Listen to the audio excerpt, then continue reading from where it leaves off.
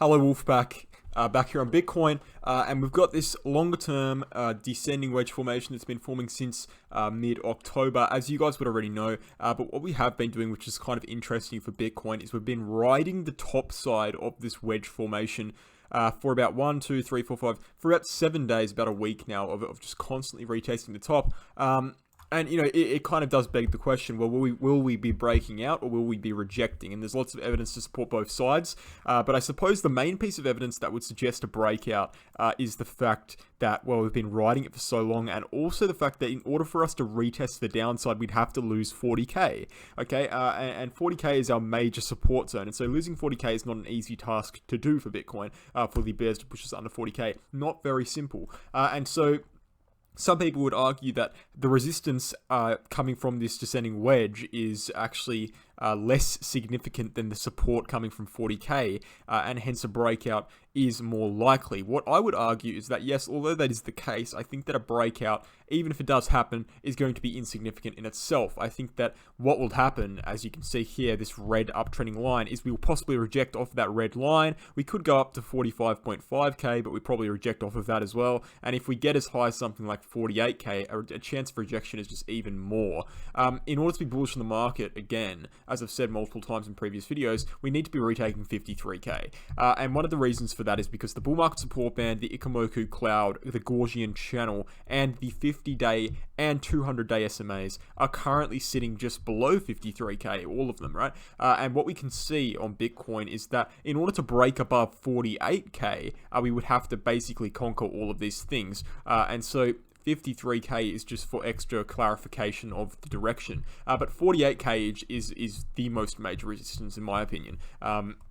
But, you know, what the point is, we're looking at many major resistance zones if we break to the upside. And so, yes, we could very well do it, and it is a bullish wedge formation, and so it is very much possible. However, I wouldn't be ultra confident that move would sustain to new all-time highs. All we need to do is take a measured move from the top of the wedge to the bottom of the wedge, and extrapolate that to a potential breakout point. Let's say it breaks out today, right? Let's just say, for argument's sake, it breaks out today, and that will, that wedge formation is targeting around 52,000 USD, and so even the target from the bullish wedge formation, which is a very bullish target, obviously, is below our critical breaker for the bull market to continue. So by all means, here on Bitcoin, by all means, we are not in a good position, and we're below major critical support that would otherwise maintain a bull market. But right now, we are very clearly in a bear market, and so look, it's not looking too good, and so that's why I wouldn't be betting on, even if we do break out of the wedge, I wouldn't be betting on a continued sustained rally for a long period of time. I think that if we break out, we'd see upwards momentum for about a week, and then some chop around, and then a drop back down, right? So overall, it might take a month. But, that's for another video, because the fact of the matter is we haven't broken out yet. And we've actually got the 9 EMA, this blue line here, a short-term indicator, guarding the top side of the breakout. And so it's going to be very difficult for us to break out on Bitcoin. But, if we do, as I said, I don't think it will be sustained. What we are seeing is the increasing volume from January the 15th to the current day in a downwards trend, which means there's a lot of selling pressure to go still. People are not willing to buy the top of the wedge. They are actually selling it and shorting the top of the wedge because they think rejections are going to continue, right? Very straightforward kind of logic there on Bitcoin. And so, look, we're just going to have to wait and see what happens. I think it will be over. I think we'll have a decision, within about a week, maybe even less, right? Maybe according to this wedge, it should be 1, 2, 3. Within 3 days, we should have a decision. And by that, I mean within 3 days, we should have either broken below 40k, which would trigger the bearish argument even further, or we should have broken above the wedge, in which case we will need to be looking for rejection points on Bitcoin. Personally, I'd love to get this drop over as fast as possible, because I know that a breakout is most likely just going to lead to a dead cat bounce, which is basically just going to delay everything. Yes, it might give some decent trading opportunities, but given the amount of resistance on Bitcoin, I don't know if I'd be comfortable taking many opportunities there. There's just so many potential rejection zones on Bitcoin. And so, look, ultimately, we need to just be waiting and seeing the next 3 days. But as for the 4-hourly chart on Bitcoin, and this is a shorter term time frame, so we're zoomed in here to the 4-hourly chart. We've deleted this wedge formation. What we actually are seeing on Bitcoin on the 4-hourly chart is a ascending channel formation within a descending channel formation, or the other way around. So a descending channel formation within the ascending channel formation, right? The ascending channel formation is red, and the descending channel formation is yellow. Now, what we see is a breakout to the downside of the red ascending channel formation. I would consider that a fake out, right? Only one candle closed, doesn't really mean much. And so what we're seeing right now is that, that's still holding for support. And so we can expect on Bitcoin a swing upwards in the short term to around that 42,400 region. And if we break that shorter term descending channel to the upside, we could even expect to swing up to 45.5k on Bitcoin. But that is a rejection spot. And I don't think we'll break above that wedge at that point. So 45.5k is very possible. Otherwise, if we drop below, let's say 41k, well, then you can pretty much be certain that we're going to go to 40k and retest that region. But that's the shorter term kind of wedge formations, channel formations there. And I do actually recommend, if you care about the short term price action, go to your trading view chart, copy what I've got here, draw it up, because it's actually quite interesting to watch what's happening on a shorter term time frame. And if you're learning TA, this is a perfect opportunity, because it shows you that, hey, look, it's not just random. These patterns actually do reflect the price action. As you can see, there's multiple perfect retests of the top of these lines that I've drawn here, these channel formations. And so they're very clear, especially this yellow one. I mean, look, even on a shorter term scale, since January the 13th, we've had 1, 2, 3, 4, 5 tests at the top of that channel formation, and they've all rejected perfectly. And so, look, this channel formation would tell me personally, if I'm looking at the chart from an objective point of view, I would say this is leaning bullish, and I would say this is telling me, hey, we're going to go to 45.5k. That's just a kind of probability game right there. I think 45.5k will probably happen on Bitcoin. However, I'm not super confident in that prediction. That's just what these channels are telling me. And if we drop down literally like 500 to 1,000 USD, that's all validated anyway. So ultimately, I'm just waiting. It's not...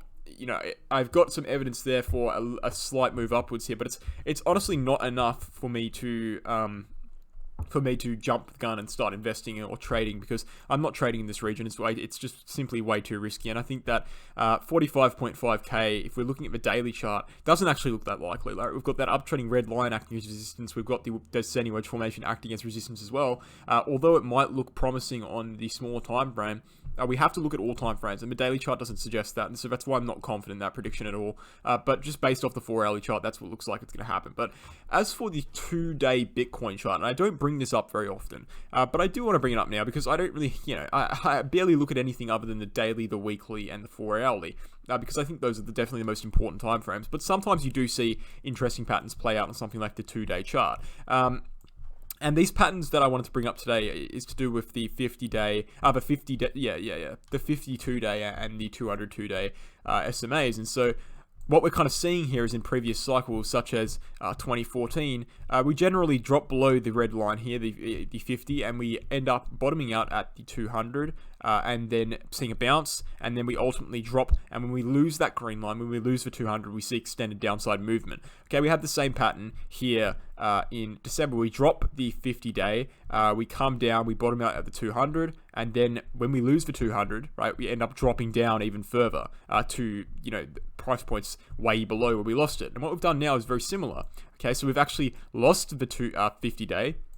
We've bottomed out slightly at the 200. We hold it for support for an extended period of time here, about a month.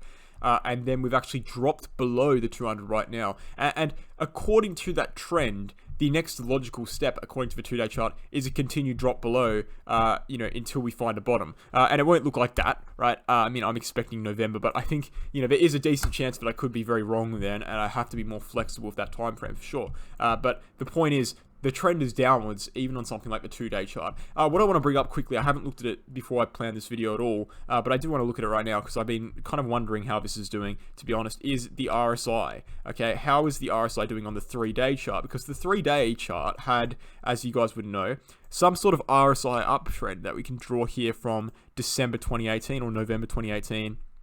All the way through. And yeah, what we can see here on the 3-day RSI is that this uptrend is still supporting.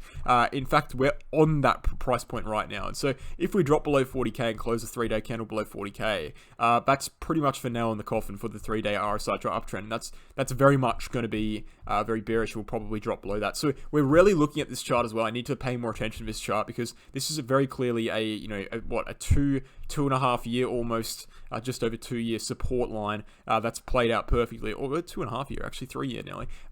that's played out perfectly. And so, we've had 1, 2, 3, 4 tests of that line, one of which lasted for 3 months. And so the fact that we're holding it for support still is very interesting to see. And if we lose that, that's just going to add way more fire to the bearish argument. And if we obviously bounce above it right now, and we bounce right now out of the descending wedge formation, that would be a hold for support, and that would increase the probability of a bullish scenario playing out. But look, I think when you're taking into account all things, the 3-day RSI uptrend is significant, but it's not as significant as something like losing the 50-week SMA. There's multiple different, variants of how important something is. And when you lose every single long-term bullish, typically bullish indicator on the daily chart, and you're dropping below wedges, you're constantly rejecting from support lines, you have to really take that with more weight than you would that we're holding the 3-day RSI uptrend. And, it is bullish information. We'll definitely keep an eye on it. But, what's more important here is quite clear for me personally. So let's look into it in further video, guys. I hope that you enjoyed the video. Make sure to check out, if you want to, the membership on the YouTube channel below. You won't get any free content. However, what you will get is me replying to your comments at a priority in both the live streams and also in the comment section below. So if you want more communication with me directly, as this channel grows, I'm not going to be able to get to every comment, obviously, but I'll try to get to every single member comment. Now, again, you won't get any free, you won't get any bonus exclusive content or anything like that, because I don't want to put any of my content behind a paywall, but you will get my full attention when you write a comment. Thanks for watching, guys. Hope you enjoyed, and I'll catch you in the next one.